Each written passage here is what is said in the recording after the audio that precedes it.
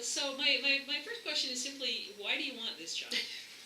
Well, I want the job because I think it's really important, especially now, frankly, that more women are in elected office. I want to see more moms in elected office, and I have the position of being a single mom to 3 kids. And when I talked about doing this, because of the work that I do, the policy work that I do, I've always been engaged in my community and in my career now. When I reestablished my career after staying home on and off and just working part-time on and off for about 10 years, I went back into policy work. So good public policy is important to me. And when Senator Nelson decided she wasn't going to run again, a few people called me, of course, because in the past I had run, and I think that always encourages people to try to reach out again.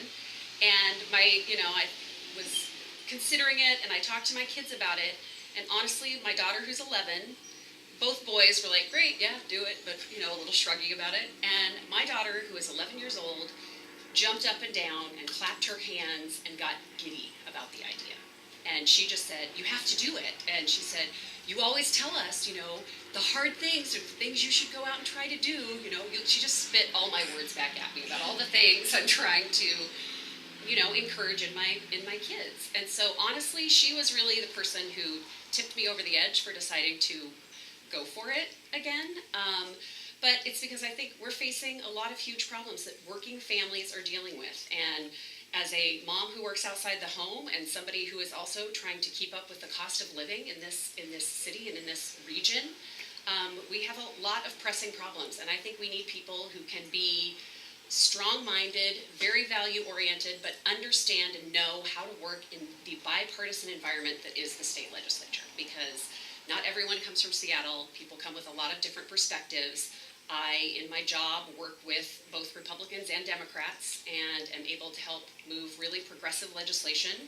And I want to continue to try to do that work at the state Senate in partnership with the people of the 34th District.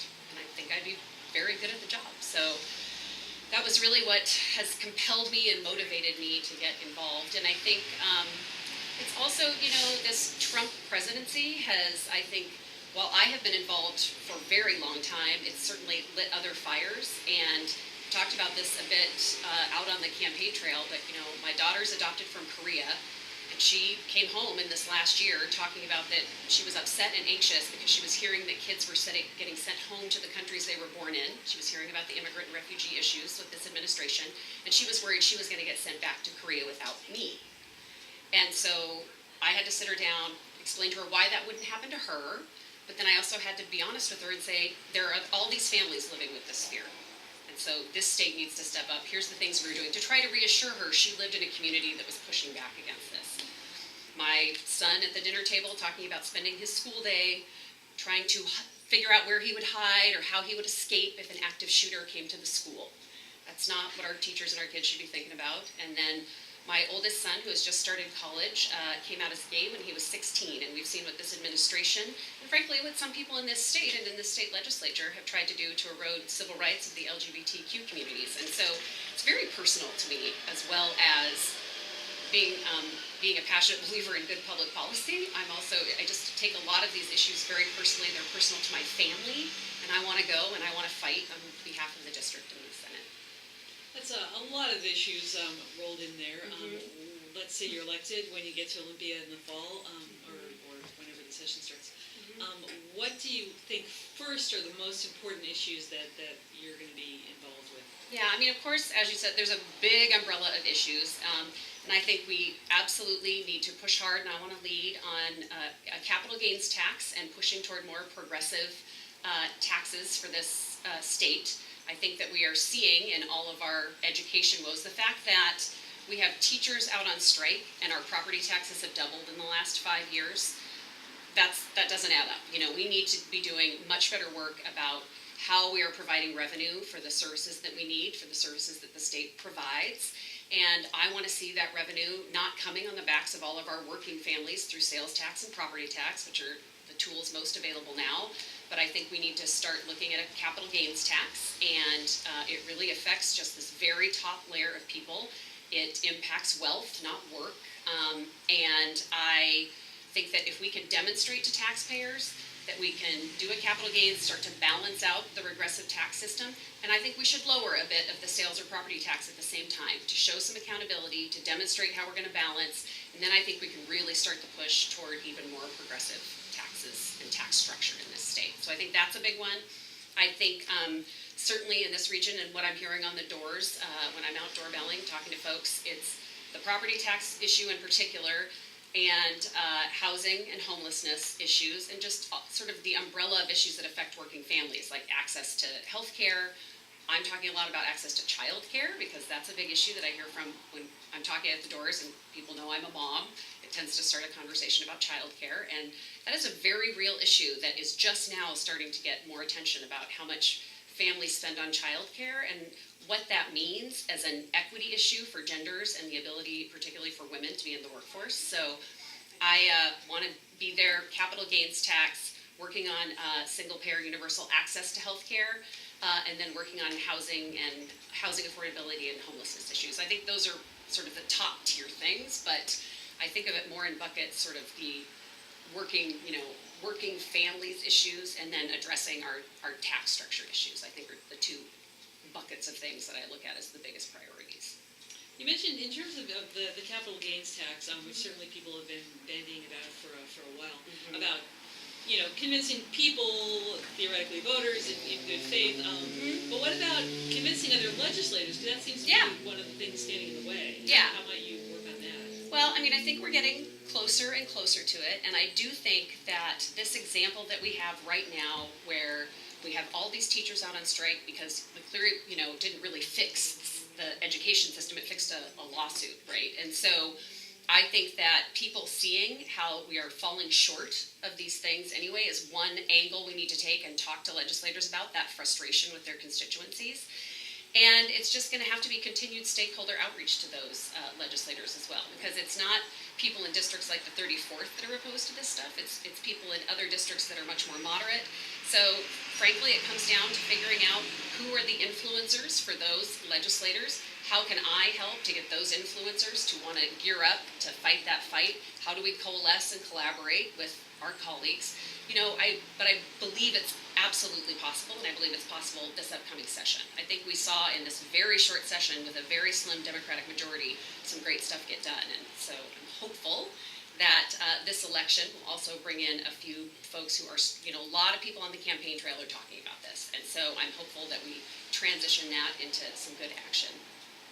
One of the other things that you mentioned, childcare. What can the legislature do to make that a difference there? Yeah, so this is an interesting one because it's, obviously it's an expensive undertaking, childcare for individual families, and would be for the state. So when I was asked once at a forum what my biggest, boldest idea would be, I said universal childcare, much like we're talking about universal health care. But realistically, I know that's not something that's going to happen, in a session in the legislature.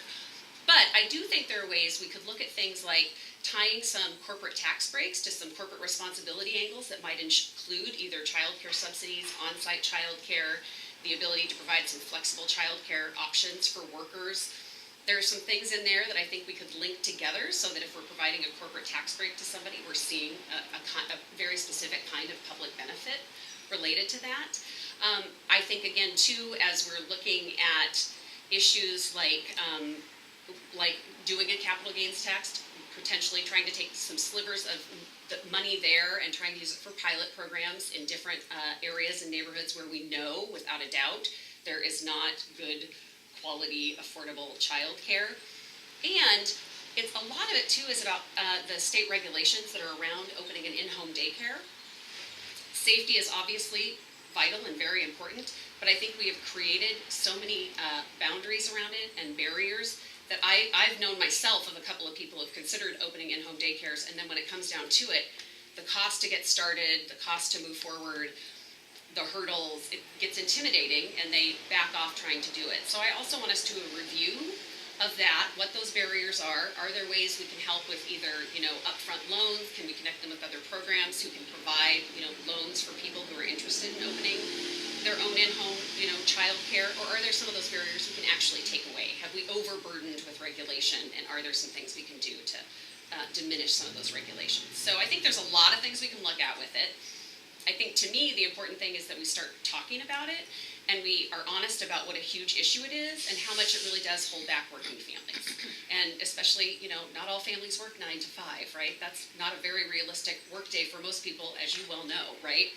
So what does that look like, and what are some options and opportunities in there? Because we're having families, low-income families depend on older siblings to take care of younger siblings, and we really need to do a better job of doing what we say we want to do, which is provide bright futures for our kids. That means we have to make sure we're providing opportunities for their parents and the ability to actually get out if they need to go and work and provide for their family. So I just want us to be talking about that a lot more too, and shining a bit more light on it, because I think then we can get some action. Christine Reeves in the House has really brought some of this to the forefront. We've got a childcare task force underway at the legislature now. So I think there is a little bit of momentum, but I'd like to light a fire under it. Is there anything along those lines that you've advocated for in your current role working with elected officials? Well, certainly along those lines, paid parental leave at the county was something I was very encouraging of with all of the electeds that I worked with. And then we have a women's commission at the county that's done a lot of work on this, or women's advisory committee, I believe they're called, that's done a lot of work on this. We are continuing to look at things that are brought forward by that women's advisory committee. Childcare is a big part of it. One of the things they're looking at now is an Infants at Work program. That's a pilot program where you can, bring babies into work.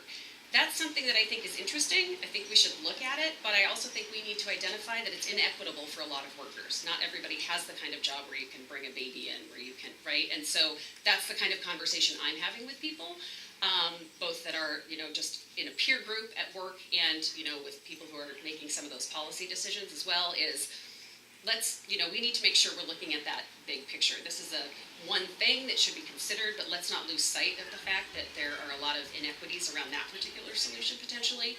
So we need to take this a little bit further. Speaking of your job, working in government, which is a differentiating factor between you and your opponent, tell us a little bit about what your role entails, both what you do now, maybe before that, because I don't think people are always very clear. Well, what does that mean? Right. Yeah. Thank you. I appreciate that. The opportunity to talk about it a little bit. So, first of all, I did, before I got back into the workforce for about 10 years, I was mostly a stay-at-home parent. I worked part-time on and off doing regulatory affairs for a private company that made automated external defibrillators. It was a startup. And so I did that on and off part-time.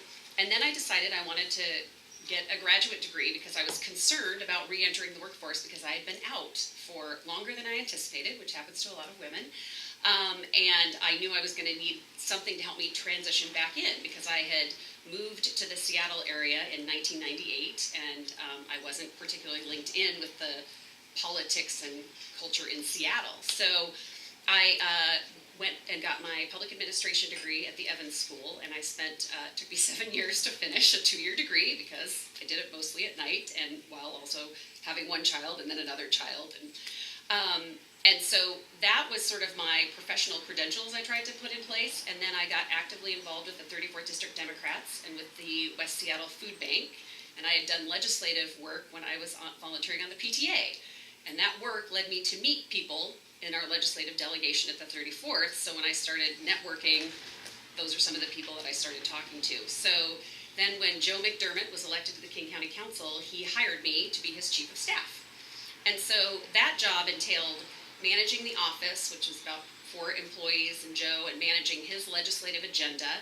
And then he was budget chair for 3 years of the 6 years I worked with him, and I was his lead budget staff, which meant that I was the staff that coordinated with all the policy staff who are writing up all the legislation, following through on the things that the elected officials want to see, editing, all of that kind of work, making sure that the other council members were getting on board because, of course, we have to have a majority to get the budget passed.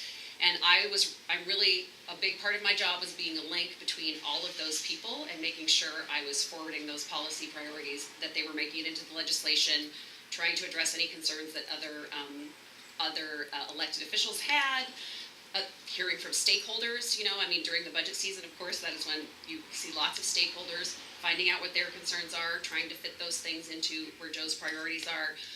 All of that work. So it was a great experience, and a great opportunity for first getting back into the workforce. So I did that for about 6 years. My current job, I'm Deputy Chief of Staff to Executive Constantine, and I also manage council relations. So I help do the strategy with our government relations team about policies we're going to be sending over, how we're going to try to navigate those, and then I also step in for different policy advising on any number of issues in that role as the Deputy Chief of Staff, and then if our Chief of Staff isn't available, I, sort of step in and fill in role for any number of stakeholder engagement meetings, speaking on behalf of the executive, all of that kind of stuff.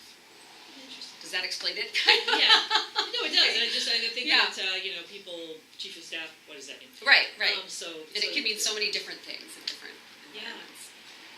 So any particular legislation that you're interested in sponsoring or introducing yourself, assuming that you get into the legislature? Right. Well, certainly, and we're kind of looking at some different things that we would want to put together. I definitely want to work with Christine Reeves on doing something tangible related to childcare, so that it's not just talking about a task force report, but that we actually have some legislation that will move forward, whether that is a pilot of some kind or what that might look like. So I can't tell you what the piece looks like exactly, but I certainly want to move something forward there.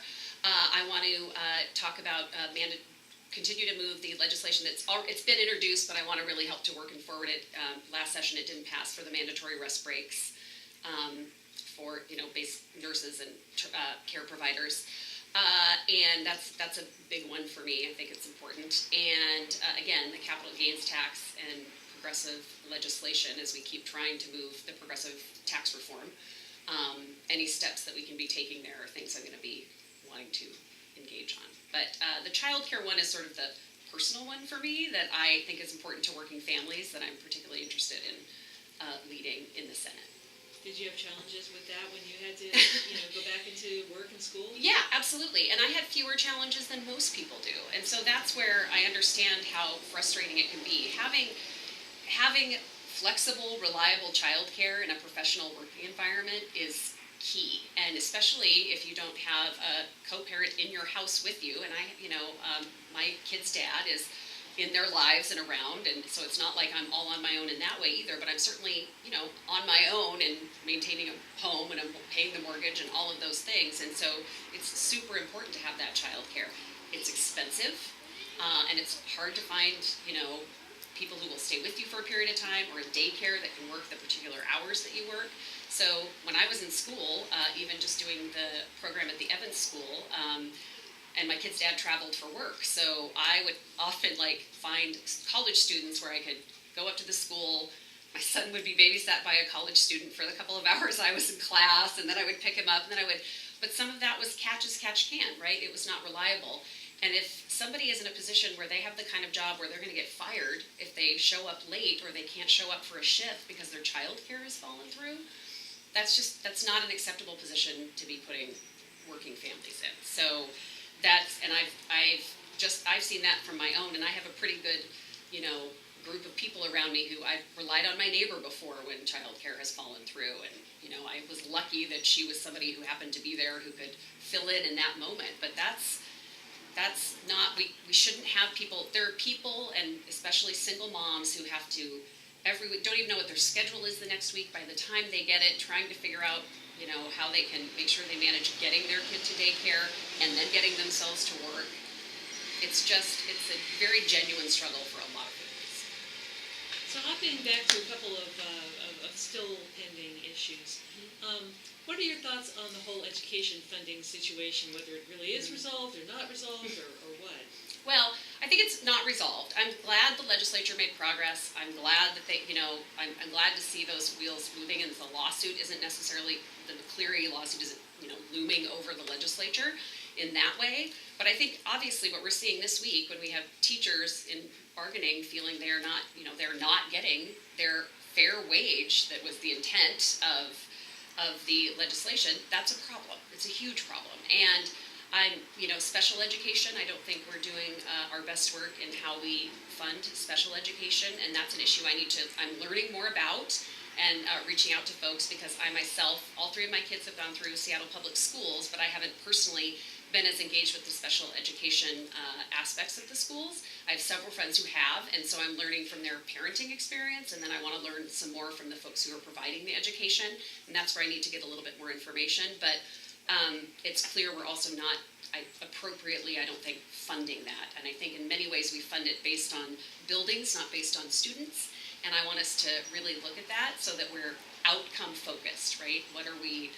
It's not just what money do we have to spend and how we're going to spend it in this building, but what are the outcomes we're looking for the number of students in this building who need that, and how can we get there? And so I think some of the funding formulas we need to be looking at, but again, this is a place where I think we need to really focus on trying to change our tax structure so that we have more consistent, reliable ways to pay for all of our competing priorities.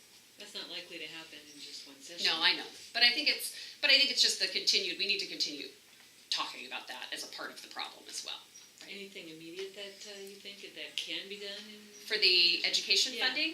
Yeah, I mean, again, the special education piece I think is something we can look at, how some of the formula funding is done, some of the issues around the geographic locality pay, like Vashon didn't get as big a bump as some of the other islands. What's the reasoning around that? The cost of living is huge on Vashon. They have a lot of other restrictions.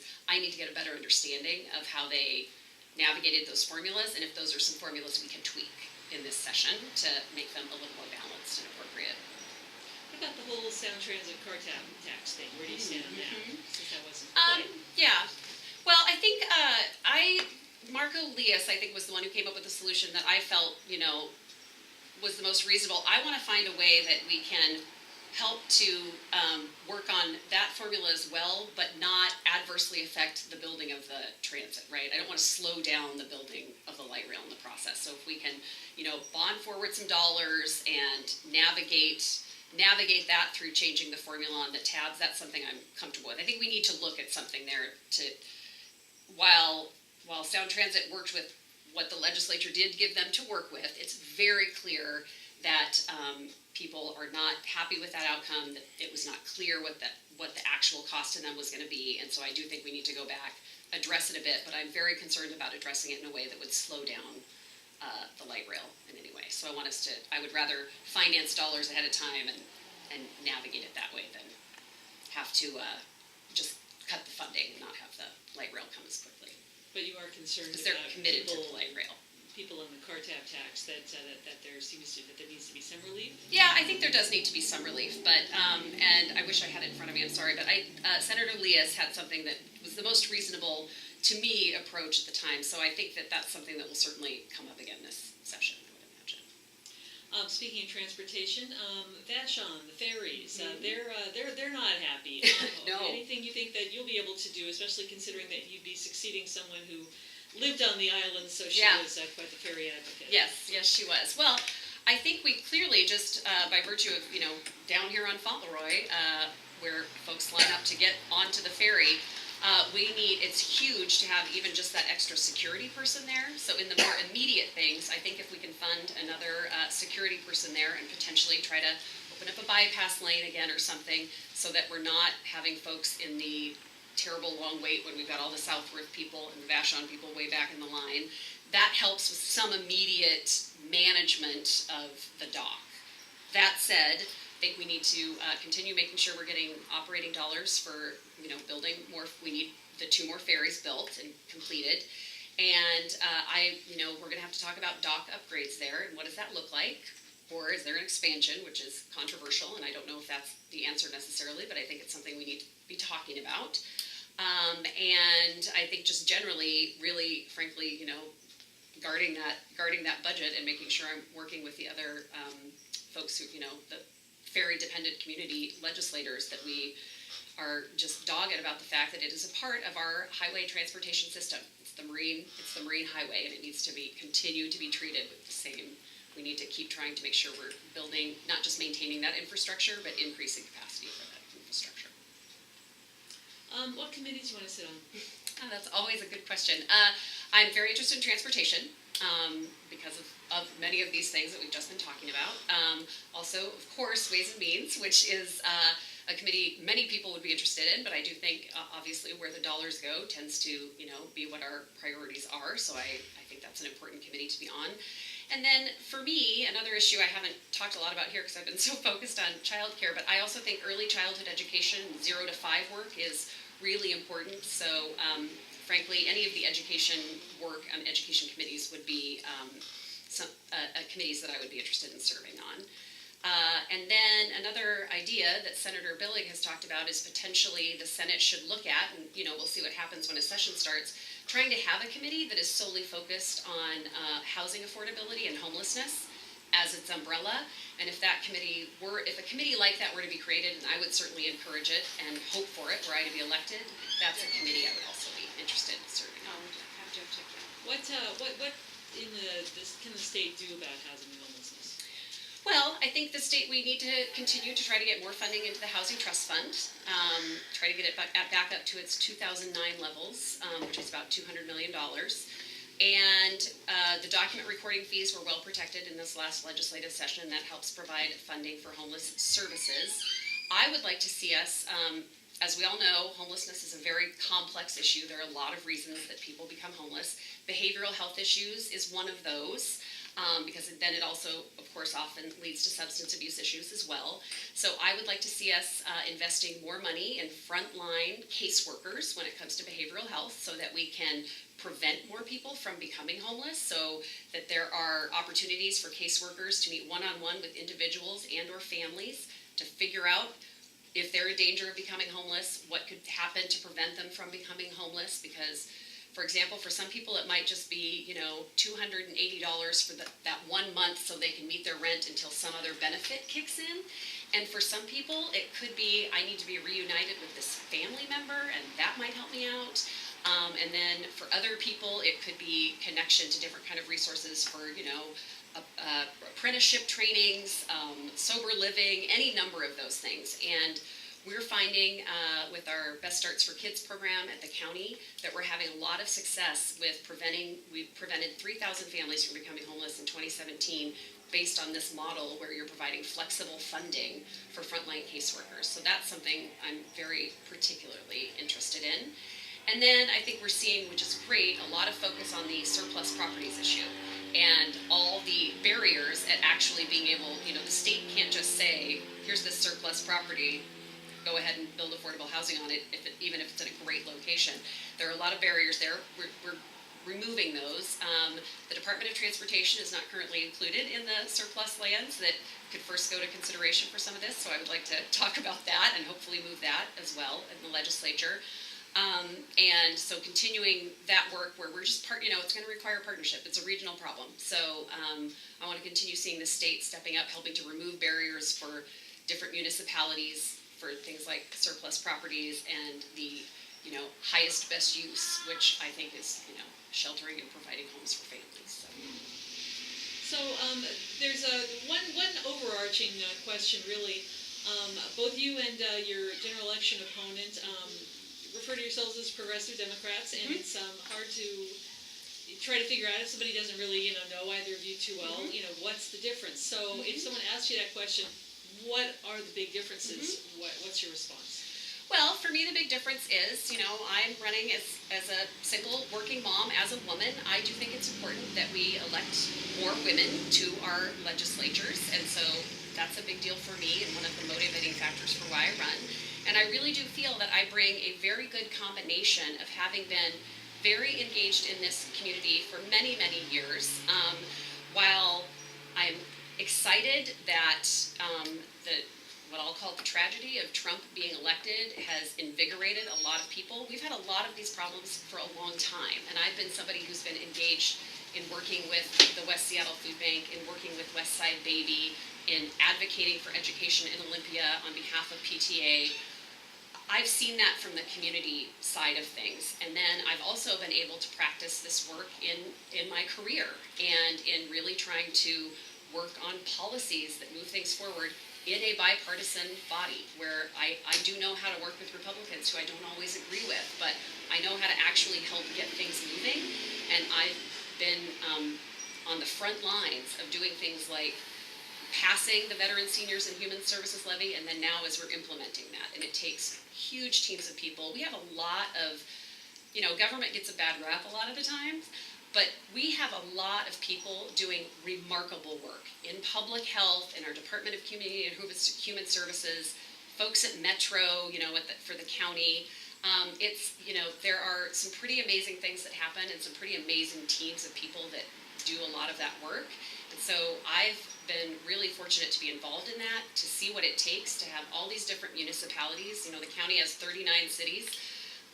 It takes a lot to get people at the table, to get stakeholders, make sure the right stakeholders are engaged, that you're listening, that you're engaging appropriately, that you're really being willing to change tracks when you need to.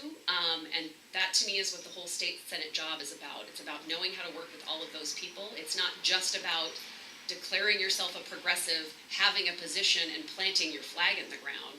It's about declaring yourself a progressive, having your positions, and then knowing how to create policy to move those positions forward. So that's what I would say. Anything? So, is the sales tax credit adequate to make Seattle just get on their horse and go? And my question is actually not how the people should vote, but rather Understood. you are in Olympia, you turn around, there's Jenny Durkin saying, "Got a minute." How does that conversation roll? Yeah, that's a good. We have been obviously working on this for years, and if Seattle were to say, "Hey, we need more of a sales tax credit," to me as a state senator, I would absolutely be willing to sit down and have that conversation with them, have an understanding of what the appropriate number would be for them to make that work. But I think I think my guess is that's not actually the thing that's standing in the way. So, but I absolutely want to have that conversation. I think it's really important that we give the community of White Center the opportunity to annex if they are so inclined, right? And I want to have that conversation and have it on the table because I really do feel that they would be better served by being annexed.